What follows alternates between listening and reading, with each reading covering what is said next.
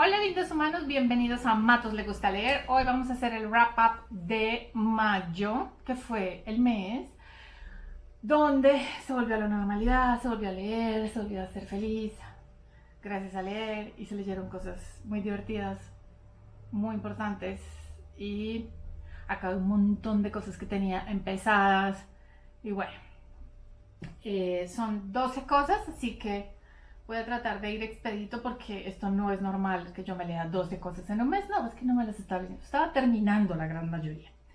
Pero vamos a empezar con aquello que me sacó del paro lector y era este libro que para ese momento todavía no se había publicado. Cuando yo vi uno de esos videos de nuevos títulos para mayo, estaba esto de Genevieve Kochman, se titula Scarlet, y es el primero de una serie de libros que son una mezcla de La Pimpinela Escarlata, pero con vampiros. Y entonces a mí se me formó como un gusanito en el cerebro, que fue como La Pimpinela Escarlata. Entonces voy a primero hablarles de La Pimpinela Escarlata. Esta de verdad es una portada muy desafortunada. Porque es un compendio, que hay 3 novelas cortas y tengo otro donde hay otras 3 de La Pimpinela Escarlata. Pero voy a contarles primero quién es este señor, no muy en profundidad porque voy a hacer un video. La Pimpinela Escarlata es el arquetipo del superhéroe, ¿sí?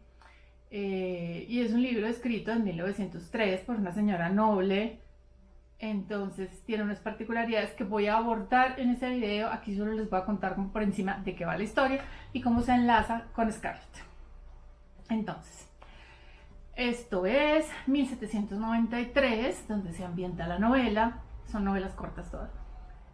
Y la Revolución Francesa está en pleno, están decapitando a todos los nobles, a todos los traidores de la República.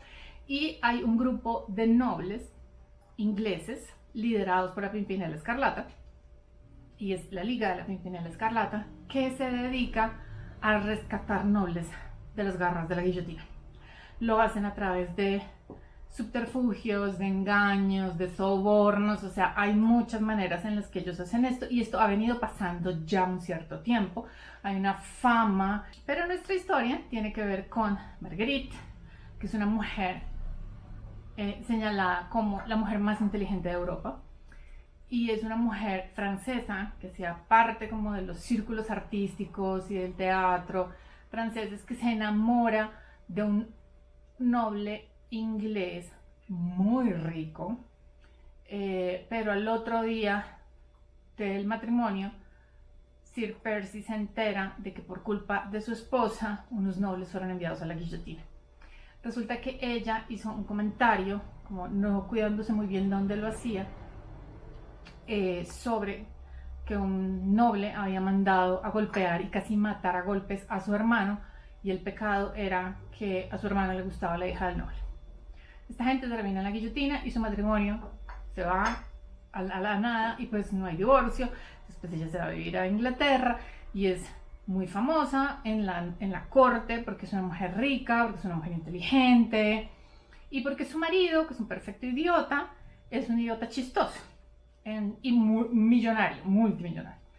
Entonces todo parece ir muy bien hasta que se da cuenta, por estar hurgando en unos papeles, que su marido es La Pimpinela Escarlata y que ella probablemente acaba de traicionarlo frente al investigador francés que había venido a chantajearla, otra vez usando a su hermano como piedra.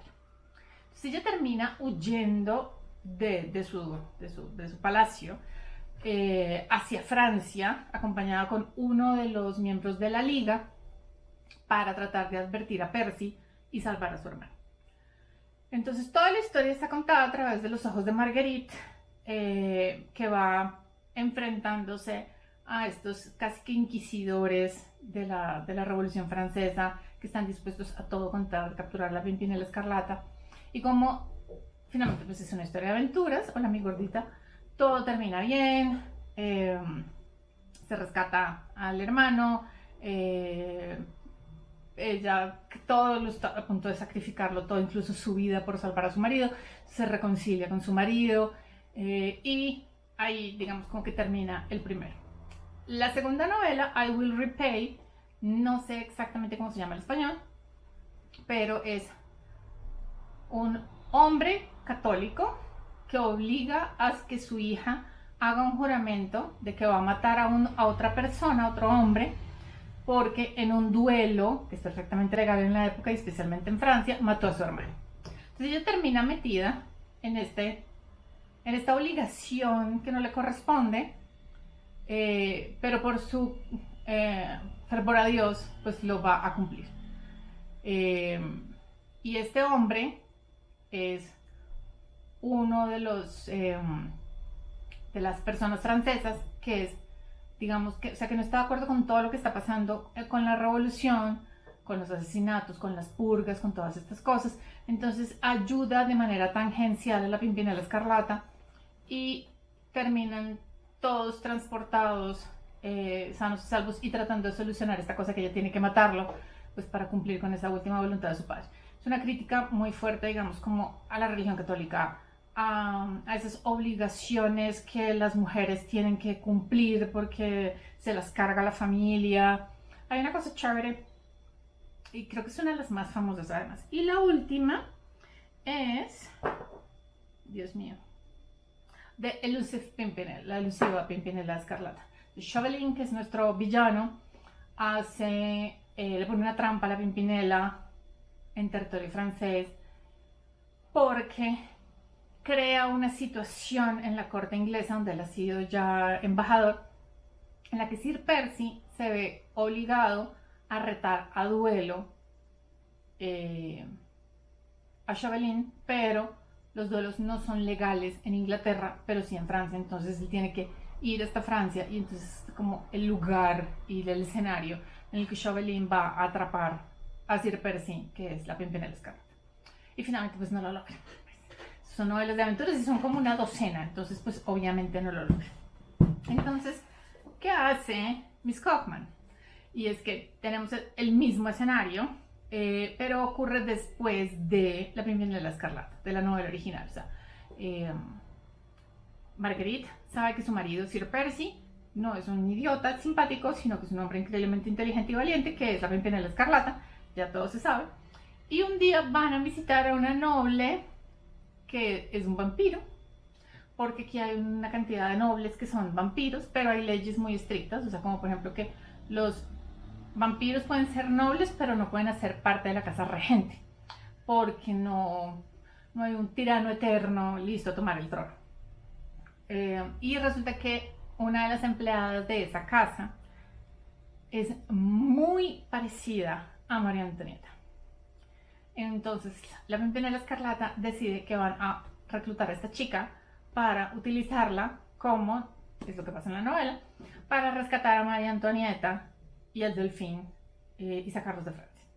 Entonces toda la primera parte, que fue donde yo tuve más problema, era pues el entrenamiento de esta muchacha para convertirla de la noche a la mañana, o sea, como película de acción, convertirla en una noble con un francés perfecto, o medianamente, y pues irse a Francia y ahí sí empezar a vivir una serie de aventuras pues que terminan separándose. Ella termina en la casa de un vampiro, luego termina en la casa de Chauvelin, luego pasa de todo. Las dos, como de la segunda y tercera parte me lo bajé en 2 días.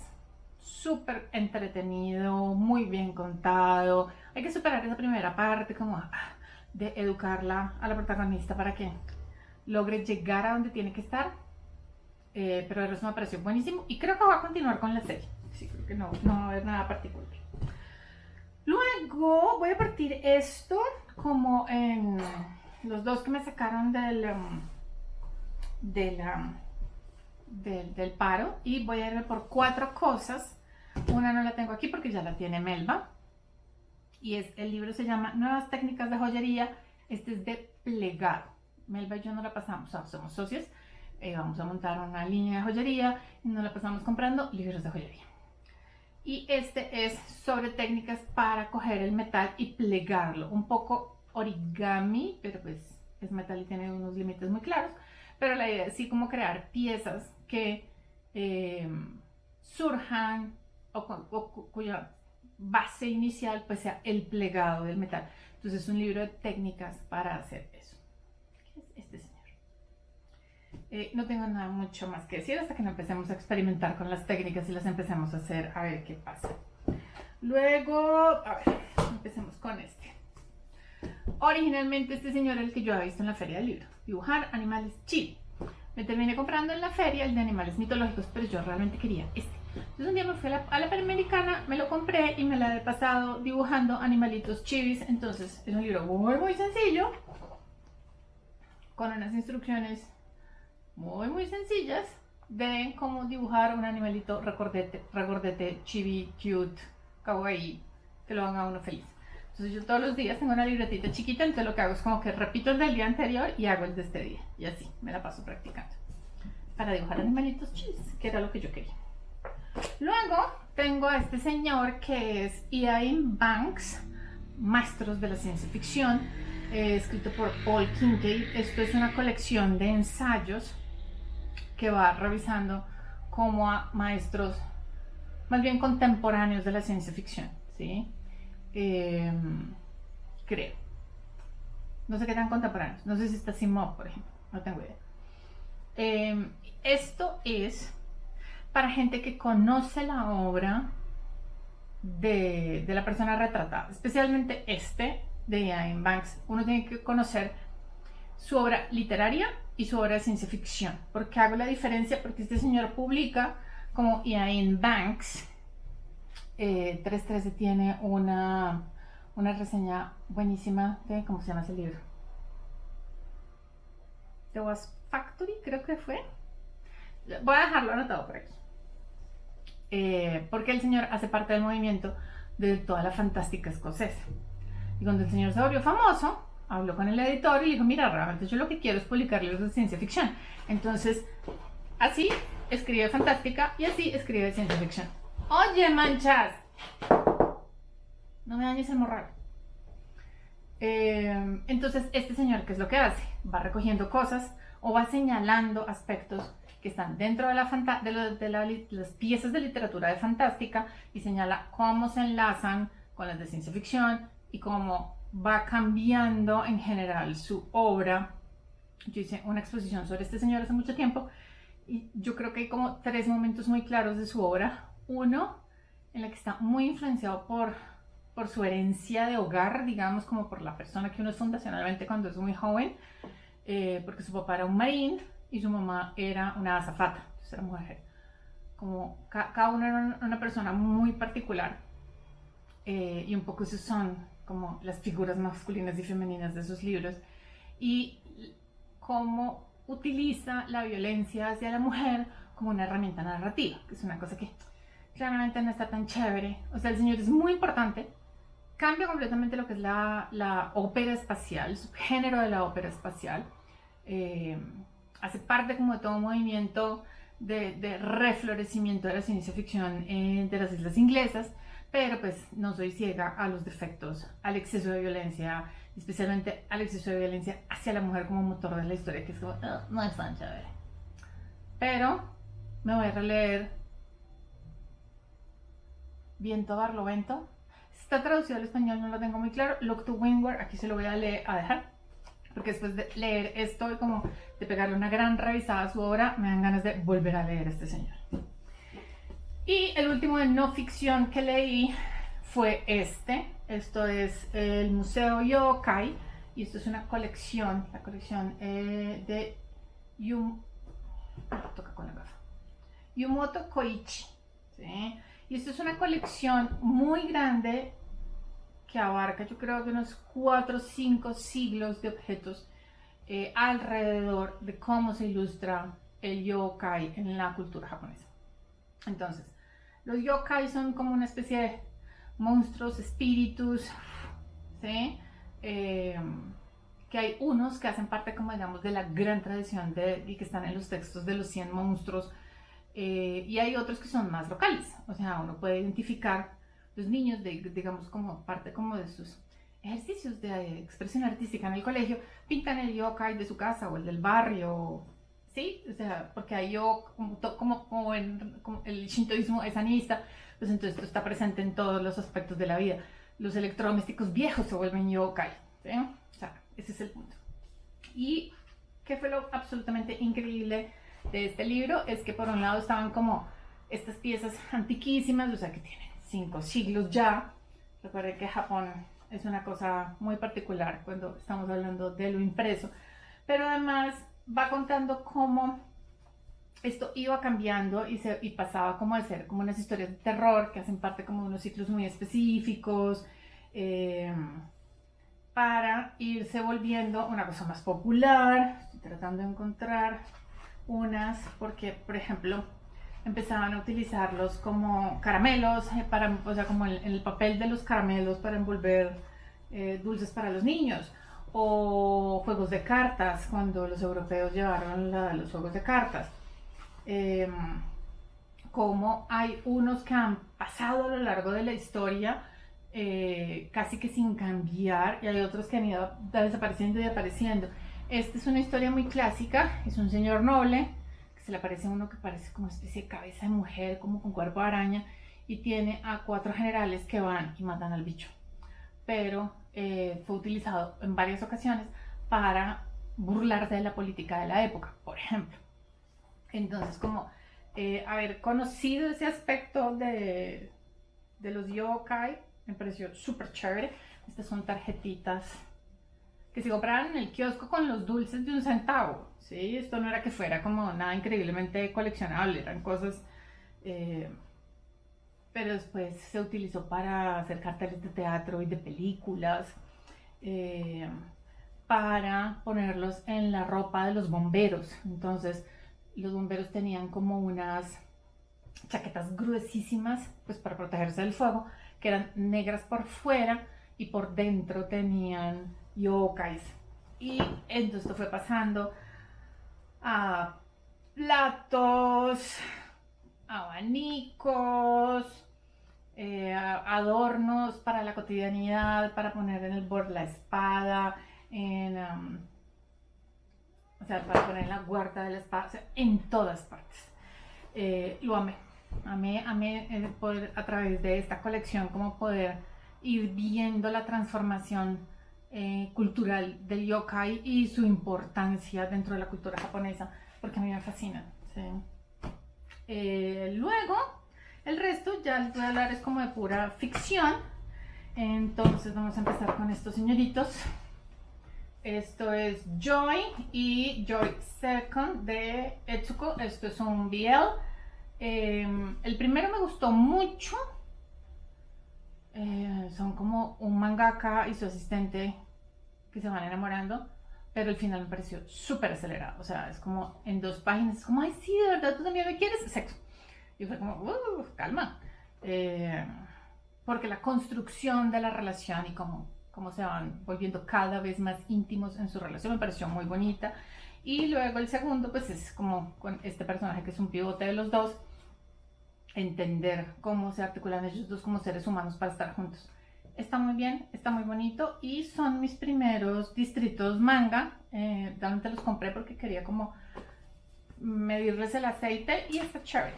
Me gustó la edición, entonces fue como distrito manga, es una cosa que puedo seguir comprando. Y los 2 que siguen son partes de series. Entonces, con el que no tengo en físico, Down, ya va, perla. Down Among the Stick and Bones de Shauna Maguire. Este es el segundo de su serie de Wayward Children, que son estos niños que viajan a través de portales a otros mundos. Y en el primer libro conocemos a un grupo que está en 2 escuelas. O sea, hay 2 escuelas. Una para los que volvieron y están desesperados por volver, ¿sí? Porque ya no encajan en nuestro mundo. Entonces están tratando de ver cómo vuelven a esos mundos, pero las puertas no se abren tan fácil para regresar. Y hay otra escuela gemela que es para los que sí quieren volver y entonces están en un proceso como de volverse a integrar a este mundo. Y este segundo, los protagonistas son Jack and Jill, que son dos personajes que conocimos en el primer libro son mellizas, pero ya son Jack es Jacqueline y Jill es Gillian. Entonces conocemos toda su historia. Me pareció increíble por muchos aspectos. Por un lado es cómo revisa ciertas paternidades y maternidades, y es que los padres de Jack y Jill el padre quiere tener un hijo porque todos sus amigos del trabajo hablan de sus hijos y que juegan al fútbol y que salen a acampar con ellos, y como que hay una construcción de la paternidad que empieza a sonarle atractiva, y a la madre ve cómo felicitan a las embarazadas y les dicen que qué lindas están y que cómo les sienta el embarazo y que cómo son de valientes por tener un hijo, y luego compran vestidos floridos y hacen fiestas rococó, y nacen las niñas. Primera decepción, son dos niñas. Entonces hay una que es un poco más apegada al papá, entonces deciden volverla un tomboy y entonces llevarla a jugar fútbol y cortarle el pelo y como un montón de cosas, que es Jacqueline, ¿sí? Jacqueline no, ese es Jill. Y Jacqueline es la princesita perfecta de mamá, con los tirabuzones y los vestidos floriosos y pomposos y no sé qué. Y entonces, claro, estas criaturas no son nunca ellas, son lo que sus padres les están imponiendo todo el tiempo. Y había una figura que se interponía, que era la abuela, que les decían que intentaba darles mucho amor, pero en algún momento los padres decían que ya esa abuela es innecesaria, se deshacen de la abuela, y entonces estas dos criaturas crecen envidiando un poco la vida de la otra, ¿sí? Jill querría ponerse un vestido de vez en cuando, y Jacqueline querría subirse a un árbol y untarse de barro, pero pues sus roles no se los permiten. A ver, mis gatas intentando subir por el shot de la chimenea, gracias. Entonces, claro, y un día terminan explorando el ático donde estaba el cuarto de su abuela y terminan viajando a un portal, a un mundo de vampiros y de científicos locos. Entonces Jill, que era el tomboy, escoge volverse la princesa del cuento, que se enamora del vampiro y que se va a convertir en un vampiro. Y Jacqueline se vuelve Jack y se va con el científico loco. Y entonces las vemos a cada una crecer de manera distante, hasta que todo esto se viene abajo y tienen que huir y regresan a este mundo y regresan a donde estos padres. La reflexión sobre la paternidad y la maternidad, sobre que no son copias, no son juguetes, no son masas amorfas para moldear, sino que hay unas personitas. Es increíble, increíble. Y cómo el observador revisa por qué estas hermanas no se quieren, por qué nadie intentó alentar de ninguna manera que se amaran. Es una cosa impresionante que tiene que ver con la crianza, ¿sí? Con los traumas que genera la crianza, para que hubiera tanto trauma, para que esa puerta de manera específica se abriera. Yo me había demorado en coger otra vez esta serie porque era como, son un montón, pero bueno, son novelas cortas y de verdad fue como, esta fue de verdad muy, muy impactante. Y el siguiente que leí fue A Magic Steeped in Poison de Judy Lin, y esta es un young adult sobre un mundo de inspiración china en el que la magia se hace a través del té. Entonces, el Palacio del Emperador llama a todos los Sheshunji, que son los practicantes de este arte, para que vayan. Pero el imperio está pasando como por un montón de cosas un poco turbulentas. Entonces, de donde viene nuestra protagonista, que se llama Dios mío. Ning. Ning sabe que su madre viene del Palacio Imperial, trabajaba en el Palacio Imperial, pero se viene a este pueblo perdido en medio de la nada porque se enamora de su padre, que es un médico. Y entonces ella y su hermana crecen ahí. Pero uno de los males que está agobiando el reino, aparte de la corrupción de la burocracia y como la posibilidad de que el tío del rey intente tomarse otra vez el trono, es que alguien está vendiendo ladrillos. El té se prensa en China y uno lo compra en ladrillos, son pedazos de ladrillo, que es el té apretado y como amalgamado, envenenados. Y entonces ella prepara el té, no se da cuenta y envenena a su madre y a su hermana. Y la madre usa su última energía y su última magia para tratar de estabilizar a su hija menor y muere. Entonces, cuando llega la invitación del emperador a asistir, pues realmente la invitación era para su hermana, que era la aprendiz directa de la madre. Ella era más como la aprendiz del padre. Pero entonces ella se hace pasar, se va, conoce a un chico en el mercado, toman un té juntos y eso hace que ocurra como una conexión entre ellos importante. Y después, cuando está allá, se da cuenta que el chico es el primo de la princesa heredera. Entonces las cosas no son tan fáciles porque además es el hijo del general tío que está intentando otra vez retomarse todo. Entonces empieza una cosa política entre qué es lo que está pasando con la política del imperio, qué es lo que está pasando con el concurso entre todos estos aprendices de Shang-Chi. Y entonces ahí me perdieron un poquito porque yo me empecé a aburrir con las pruebas. Pero las descripciones del palacio, de la comida, de las bebidas, de los rituales, son absolutamente increíbles. Increíbles. O sea, donde me aburría con la prueba, la descripción de la comida que servían después de la prueba era como, ¡guau! ¿Qué es esto tan increíble? Entonces es una cosa en la que ella termina reclutada por la joven emperatriz, porque se está enamorando de este chico, porque la amiga que había hecho se va, salvar a su hermana, porque finalmente el ganador del reto lo que consigue es un favor imperial y ella lo que quiere es salvar a su hermana. Fantástica primera parte, le puse 4 o 5 estrellas, no recuerdo, pero lo disfruté muchísimo. Y esta señora, a la hora de construir espacios y mundo, es absolutamente increíble.